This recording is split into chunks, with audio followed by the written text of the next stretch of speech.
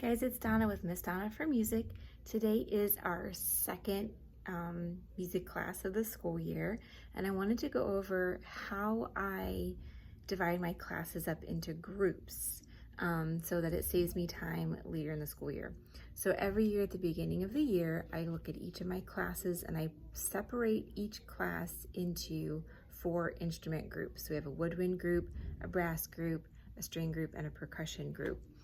And I post the names, the groups on my closet doors. So here is the woodwind group. So I've got my kindergarten class is a smaller class. There's only 7 kids. So I've got mostly 2 students in each group, except for I think the one has 3 students. And if I don't have enough students to have all 4 groups, then we just skip one of the groups. So here I've got my kindergarten, 1st and 2nd grade woodwind group, 3rd and 4th woodwind group, 5th and 6th, and 7th and 8th. And then here is my brass group. So I've got, again, kindergarten, 1st and 2nd, 3rd and 4th, 5th and 6th, and 7th and 8th. And then on my other closet door, I've got our string group. So here's, again, kindergarten. This is the group that has 3.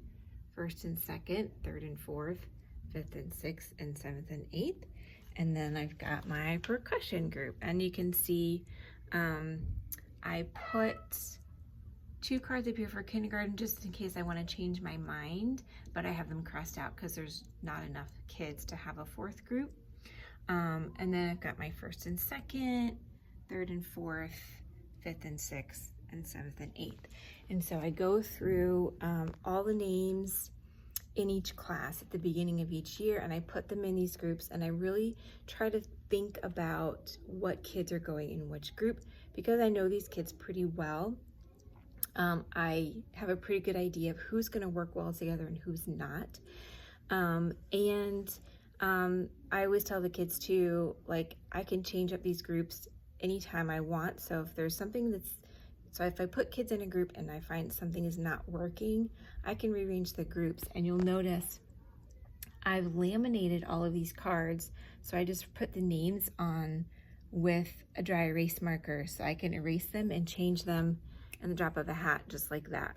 So anytime my class is doing something in small groups, sometimes we'll do stations or centers. I already know who's going to be in what group. Anytime we're doing a game where we need teams, even if I'm doing like some folk dancing and I need to have 2 groups of students, you know, making a line or whatever, I already know who's going to go where, and I don't have to sit there and take class time to think about, oh, this kid can't be with this kid because of this, and these 2 work well together, or these 2 are, you know, going to get in trouble. I don't have to think about any of that because I've already done that at the beginning of the school year when I made the groups initially. So this saves me a lot of time throughout the school year.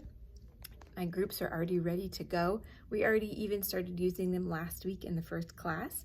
So it works really well, and it saves me time. And the kids too already have in their mind, they already know what group they're in and who they're going to be with. So there's no arguing, there's no complaining.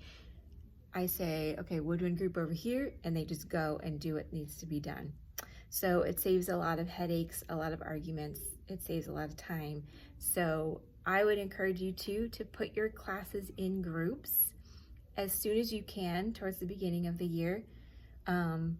You know, and think about how many kids are going to be in each group. I wouldn't put any more than like 4 or 5 kids in a group.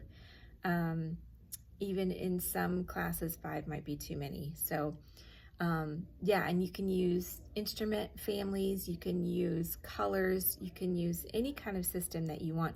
For me, I just wanted to try to incorporate the instruments in there as much as possible. So that's why I chose instrument family groups. So anyway, have a great music day. Hope that helps, and keep practicing.